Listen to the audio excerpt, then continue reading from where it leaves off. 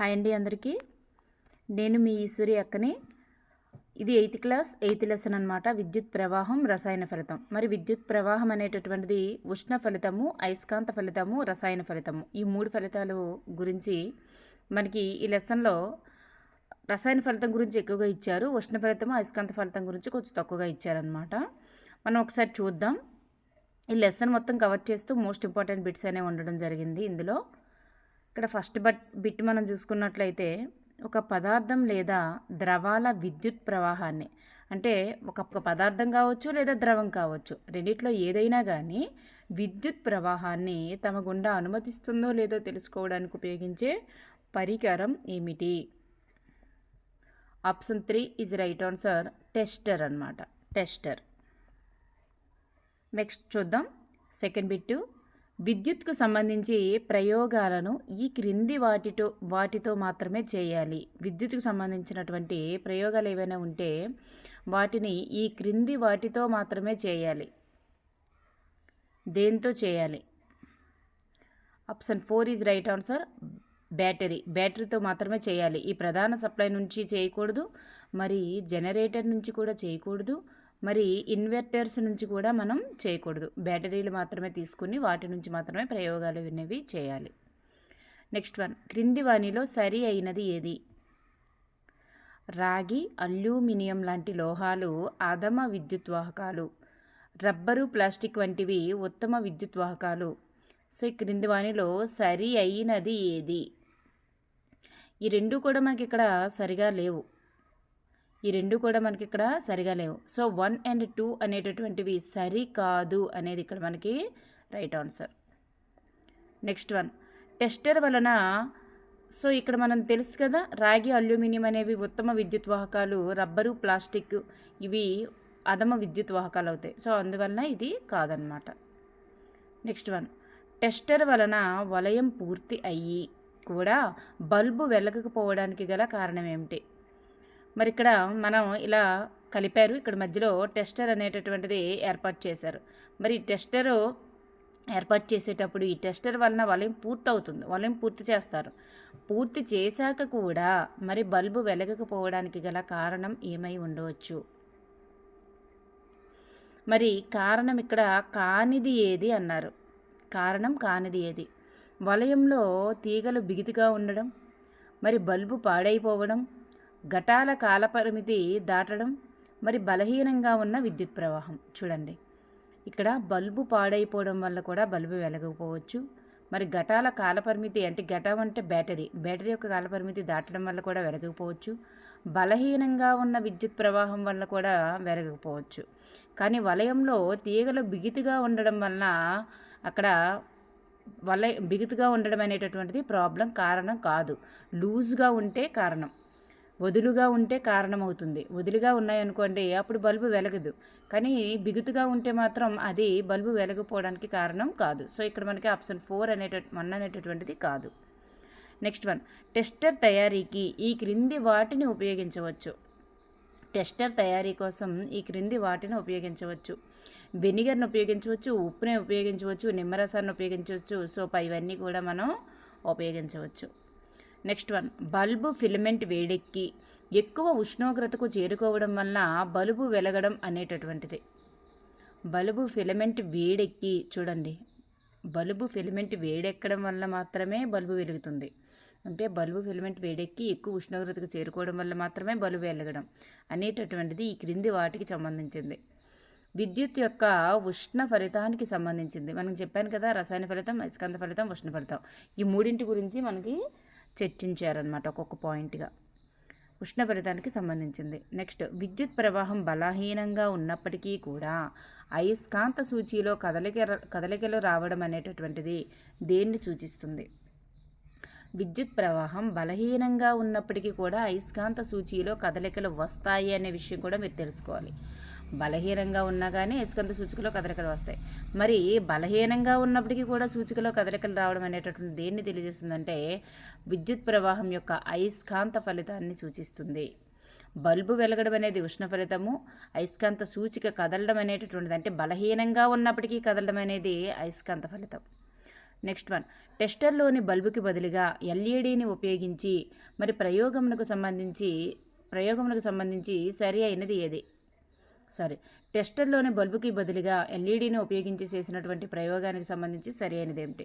బల్బుకి బదులుగా ఎల్ఈడిని ఉపయోగించామనుకోండి ఏం జరుగుతుంది, లేదా ఎల్ఈడికి సంబంధించి ఏంటి, ఇక్కడ సరైనది ఏది అని అంటే ఇక్కడ బలహీన విద్యుత్ ప్రసరించినప్పటికీ కూడా ఎల్ఈడి అనేటటువంటిది వెలుగుతుంది. మరి బల్బు వెలుగుతుందా అంటే బల్బు వెలగకపోయినప్పటికీ బలహీన విద్యుత్కి ఎల్ఈడి వెలుగుతుంది. మరి ఎల్ఈడికి 2 తీగలు లీడ్స్ అనేటటువంటివి ఉంటాయి. మరి పొడవాటి తీగను బ్యాటరీ యొక్క ధన ధ్రువానికి కలపాలి. చూడండి, ఎల్ఈడి యొక్క పొడుగాటి తీగను బ్యాటరీ యొక్క ధన ధ్రువానికి కలపాలి. మోస్ట్ ఇంపార్టెంట్ ఇది. సో ఇక్కడ మనకి సరైనది ఏదంటే పైవన్నీ కూడా మనకి ఇక్కడ సరి అయినవే. నెక్స్ట్ వన్, విద్యుత్ ప్రవహిస్తున్న తీగ దగ్గర దిక్సూచిని ఉంచి చేసినటువంటి ప్రయోగానికి సంబంధించి సరైనది ఏమిటి? విద్యుత్ ప్రవహించినటువంటి తీగ దగ్గర దిక్సూచిని కనుక ఉంచితే ఏం జరుగుతుంది? చేసినటువంటి ప్రయోగానికి సంబంధించి సరైనది ఏమిటి? మరి ఆ ప్రయోగానికి సంబంధించి చూస్తే దిక్సూచిని ఏం చేస్తారంటే బ్యాటరీ యొక్క ధన ధ్రువానికి కలపాలి. చూడండి, ధన, అక్కడ ఎల్ఈడి యొక్క పొడవాటి తీగని ధన ధ్రువానికి కలపాలి. మరి ఇక్కడ దిక్సూచిని బ్యాటరీ యొక్క ధన ధ్రువానికి కలపాలి. మరి బలహీన విద్యుత్ ప్రసరించినప్పటికీ కూడా అయస్కాంత సూచిలో కదలికలు గమనిస్తాం. ఇది ఒక విద్యుత్ అయస్కాంత ఫలితాన్ని సూచిస్తుంది.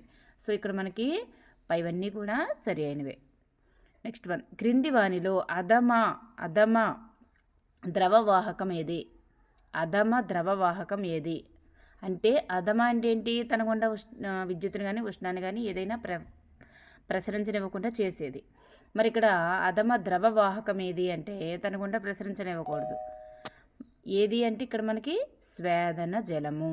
స్వేదన జలం అనేది తన గుండా విద్యుత్తుని ప్రసరించనివ్వదు. నెక్స్ట్, టెక్స్చర్ యొక్క 2 చివరల మధ్య గాలి ఉన్నప్పుడు, టెస్టర్ యొక్క 2 చివరల మధ్య గాలి ఉన్నదనుకోండి, ఈ గాలి ఉన్నప్పుడు ఏం జరుగుతుంది? గాలి ఉంటే విద్యుత్ ప్రవాహం జరగదు. కొన్ని సందర్భాల్లో విద్యుత్ ప్రవాహం కూడా జరగవచ్చు. ఎప్పుడు?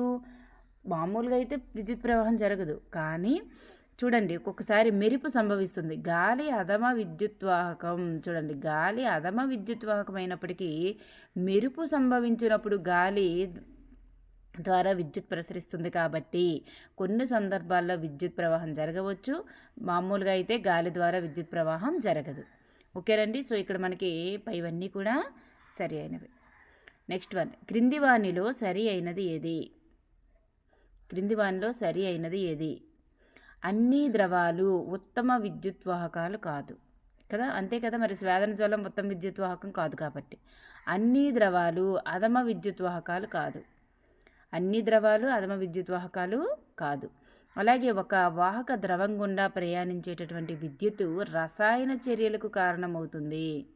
సో ఇక్కడ మనకి పైవన్నీ కూడా సరి అయినవి. నెక్స్ట్ వన్, క్రింది వానిలో సరి కానిది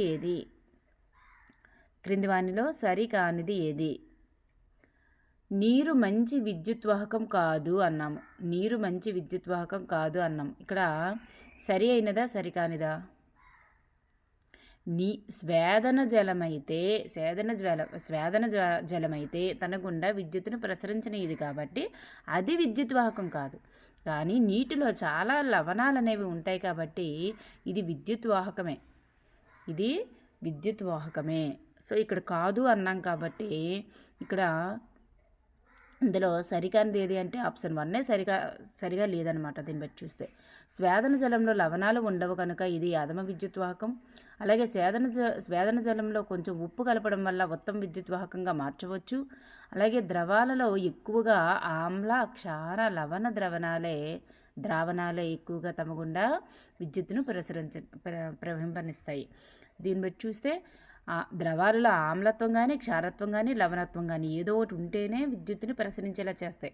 మరి స్వేదన జలంలో అలాంటివి ఏవి ఉండవు కాబట్టి వాటిని అధమ విద్యుత్వాహకం అవుతుంది. మరి ఉత్తమ విద్యుత్వాహకంగా మార్చాలంటే దాంట్లో ఉప్పు కలపడం ద్వారా చేయవచ్చు.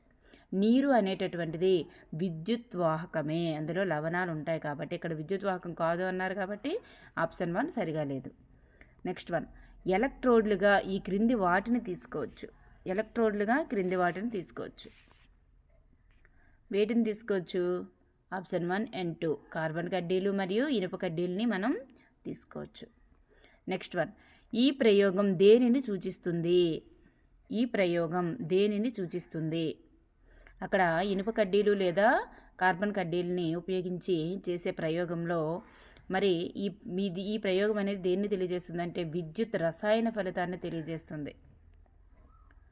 1800 సంవత్సరంలో ఎలక్ట్రోడ్లను నీటిలో ఉంచి విద్యుత్తును పంపినప్పుడు ఆక్సిజన్ మరియు హైడ్రోజన్ ఉత్పత్తి అవుతాయని నిరూపించినటువంటి బ్రిటిష్ శాస్త్రవేత్త ఎవరు? 1800 సంవత్సరంలో ఎలక్ట్రోడ్లను నీటిలో ఉంచి విద్యుత్తును పంపించినప్పుడు ఆక్సిజన్ మరియు హైడ్రోజన్ ఉత్పత్తి అవుతాయని నిరూపించిన బ్రిటిష్ రసాయన శాస్త్రవేత్త ఎవరు? William Nicholson. Next one, William Nicholson నిరూపించిన ప్రయోగంకు సంబంధించి సరి అయినది ఏది? చూడండి, బ్యాటరీ యొక్క ధన ధ్రువానికి కలపబడిన ఎలక్ట్రోడ్ వద్ద ఆక్సిజన్ బుడగలు ఏర్పడతాయి అని చెప్పారు. అలాగే బ్యాటరీ యొక్క రుణ ధ్రువానికి కలపబడిన ఎలక్ట్రోడ్ వద్ద హైడ్రోజన్ బుడగలు ఏర్పడతాయని చెప్పారు. సో ఈ రెండు కూడా సరి అయినవి. సో 1 and 2 రెండు కూడా మనకి ఇక్కడ సరి అయినవి. నెక్స్ట్ వన్, ఈ క్రింది ప్రయోగంకు సంబంధించి సరి కానిది ఏది? ఈ ప్రయోగం దేన్ని తెలియజేస్తుంది? యాక్చువల్గా బంగాళాదుంపని ఒక టెస్టర్ లాగా ఉపయోగించి బంగాళాదుంపని టెస్టర్ లాగా యూజ్ చేస్తారనమాట. టెస్టర్ లాగా బంగాళాదుంపకి బ్యాటరీని కనెక్ట్ చేయడం. మరి ఈ ప్రయోగం అనేది విద్యుత్ రసాయన ఫలితాన్ని సూచిస్తుంది. అలాగే ఘటం యొక్క ధన ధ్రువాన్ని తెలుసుకోవడానికి ఉపయోగపడుతుంది. ఎందుకు ధన ధ్రువాన్ని తెలుసుకోవడానికి ఉపయోగపడుతుందంటే ధన ధ్రువం చుట్టూ నీలి ఆకుపచ్చ గుర్తు ఏర్పడుతుంది. ఇక్కడ సరికానిది ఏది అంటే ఆప్షన్ 3 సరికాదు. ఎందుకంటే రుణ ధ్రువం చుట్టూ కాదు, ధన ధ్రువం చుట్టూ నీలి ఆకుపచ్చ గుర్తు అనేది ఏర్పడుతుంది. సో ఇక్కడ ఆప్షన్ 3 అనేది సరిగా లేదన్నమాట. అందుకే మనం ధన ధ్రువాన్ని తెలుసుకోవడానికి ఉపయోగపడుతుంది. ఇది ఒక రసాయన ఫలితానికి చెందుతుంది ప్రయోగం. నెక్స్ట్ వన్, క్రింది వానిలో విద్యుత్ రసాయన ఫలితానికి చెందనది ఏమిటి? ఇక్కడ ఎలక్ట్రోప్లేటింగ్, గాల్వనైజేషన్, బంగాళాదుంపని టెస్టర్గా పరీక్షించుట ఈ మూడు కూడా రసాయన ఫలితాన్ని సూచిస్తాయి. మరి ఇక్కడ చెందనదే అడిగారు, ఇవన్నీ చెందినవే, అప్పుడు ఇక్కడ పైవేవి కాదు అనేది ఆన్సర్ అవుతుంది. నెక్స్ట్ వన్, ఎలక్ట్రోప్లేటింగ్నకు సంబంధించి సరికానిది ఏది? ఎలక్ట్రోప్లేటింగ్ అంటే ఏమిటి, మరి దానికి సంబంధించి సరికానిది ఏమిటి? ఇక్కడ ఒక లోహం పైభాగంలో ఇంకొక లోహం పూత పూయడం అనేటటువంటిది అనమాట ఎలక్ట్రోప్లేటింగ్.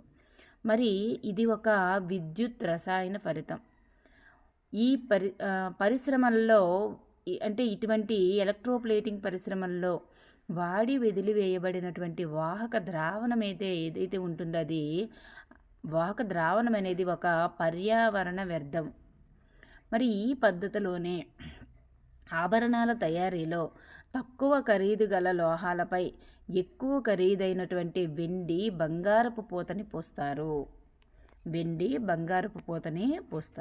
సో ఇక్కడ మనకి ఇవన్నీ కూడా సరిగానే ఉన్నాయి. మరి సరిగానేది ఏదంటే పైవేవి కాదు అనేది ఆన్సర్ అవుతుంది. నెక్స్ట్ వన్, కారు భాగాలకు, స్నానపు కొళాయిలకు, మరి వంటగదిలో గ్యాస్ బర్నర్లకు, సైకిల్ హ్యాండిళ్లకు, మరి చక్రాల దిమ్మలకు ఇవన్నీ కూడా మరి క్రోమియంతో తయారు చేయొచ్చు.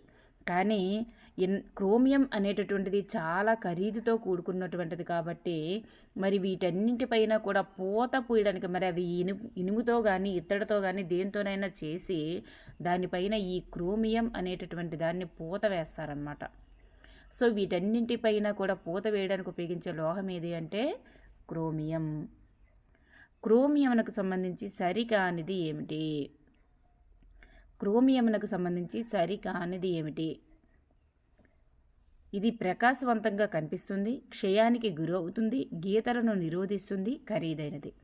క్రోమియం ఖరీదైనది, మరి గీతలను నిరోధిస్తుంది, అలాగే ప్రకాశవంతంగా కనిపిస్తుంది, క్షయానికి వేగంగా గురి కాదు కాబట్టే దీన్ని పూతగా ఉపయోగిస్తారు. క్షయానికి వేగంగా గురి కాదు, క్షయం అంటే తుప్పు పట్టడం, వాటికి వేగంగా గురి కాదు. నెక్స్ట్ వన్, ఆహారాన్ని నిల్వ చేయడానికి ఉపయోగించేటటువంటి ఇనుప డబ్బాలకు ఏ లోహంతో పూత పోస్తారు? ఆహారాన్ని నిల్వ చేయడానికి ఉపయోగించేటటువంటి ఇనుప డబ్బాలకు ఏ లోహంతో పూత పోస్తారు? జింక్ లోహంతో పూత పోస్తారు. జింక్.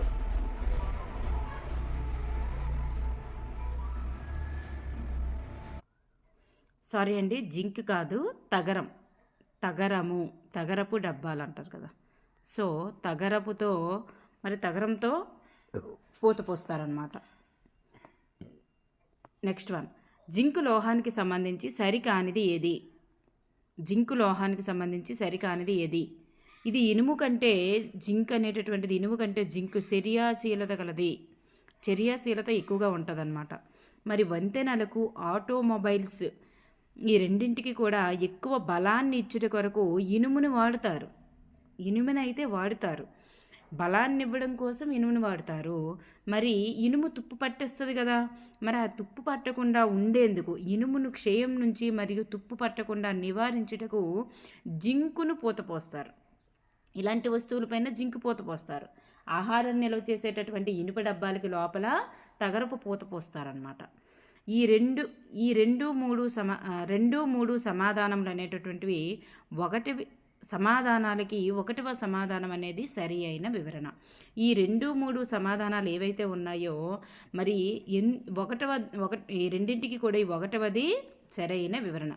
ఎందుకు మరి పూత పోస్తారు అంటే ఇనుము కంటే జింకు తక్కువ చర్యాశీలత కలదు కాబట్టే ఇనుము పైన జింకుకు పూత పోస్తారని అర్థం. సో ఇక్కడ మనకి సరికానిది ఏది అంటే ఇక్కడ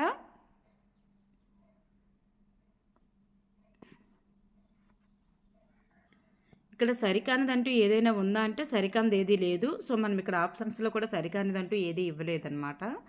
ఓకే అండి, థ్యాంక్ యూ ఎవ్రీవన్.